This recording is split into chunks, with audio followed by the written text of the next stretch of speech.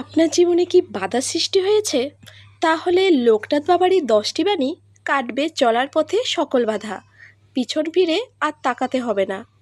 নমস্কার, মধুর লোকনাথ বাবা অমৃত কথা চ্যানেলে সকল দর্শক ও শ্রোতা বন্ধুদের জানাই আন্তরিক শুভেচ্ছা এবং ভালোবাসা।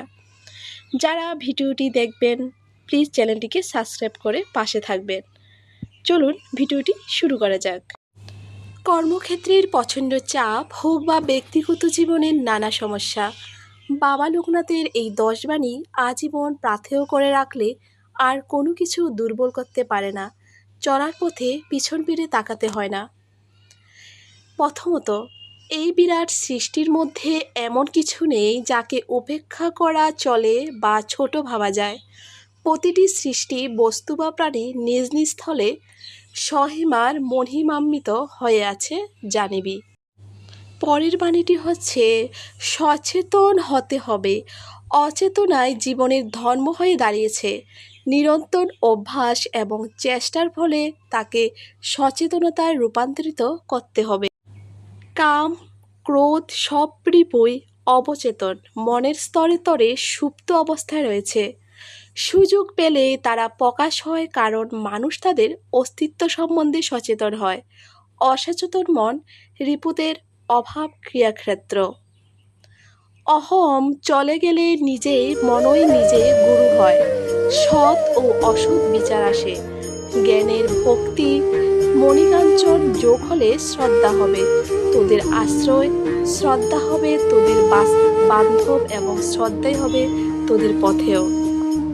দিন দরিদ্র অসহায় মানুষের হাতে যখন যা দিবি তা আমিই পাবো, আমি গ্রহণ করব। দারিদ্রতার ভরা সমাজের সুখ দুঃখ দূর করার সর্বদা চেষ্টা করবি।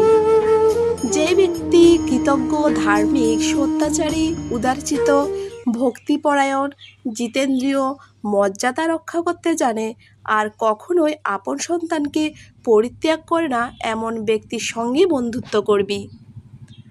যে ব্যক্তি সকলের সুহৃদয় আর যিনি কায় মনো বাক্য সকলের কল্যাণ সাধন করেন, তিনিই ওই যথার্থ জ্ঞানী। সত্যের মতো পবিত্র আর কিছুই নেই। সত্যই স্বর্গ গমনের একমাত্র সৌনভ স্বরূপ, সন্দেহ নেই। রণে বনে জঙ্গলে যখনই বিপদে পড়িব আমায় রক্ষা করিব। ইচ্ছায় হোক বা অনিচ্ছায় হোক, যে সন্তান মায়ের আদেশ পালন করে ভগবান তার মঙ্গল করে। অর্থ উপার্জন করা, তার রক্ষা করা, তার ব্যয় করা সময় বিশ্ব দুঃখ ভোগ করতে হয়। আমার লাশ নাই, আমি নিত্য পদার্থ, সুতরাং আমার শ্রাদ্ধেও নাই। আমার যাহা ইচ্ছা তাহাই করিতে পারি, তোদের বিশ্বাস নাই, কাজে ফলও হয় না। আমাদের জীবনে যদি কোনো দুঃখ আছে, তাহলে তুমি বাবাকে একবার স্মরণ করো এবং বাবার মন্ত্র জপ করো, তাহলে তোমার জীবনের সব সমস্যা দূর হয়ে যাবে। বাবা আমাদের সকলের জন্য আছে এবং থাকবে। কখনো তোরা সন্তান করবি না। সন্তান থেকে রূপ নষ্ট হয়, সন্তান থেকে শক্তি নষ্ট হয়, সন্তান থেকে জ্ঞান নষ্ট হয়, আর এই সন্তান ব্যাধি উৎপন্ন হয়। বাবা আরও বলেছেন, কেউ কোনোদিন তোমাকে সম্পূর্ণরূপে সাহায্য করতে পারবে না। নিজের সাহায্য নিজেকে করতে হবে। একটা কথা মনে রেখো, তুমি নিজেই নিজের সবচেয়ে বড় বন্ধু। নমস্কার।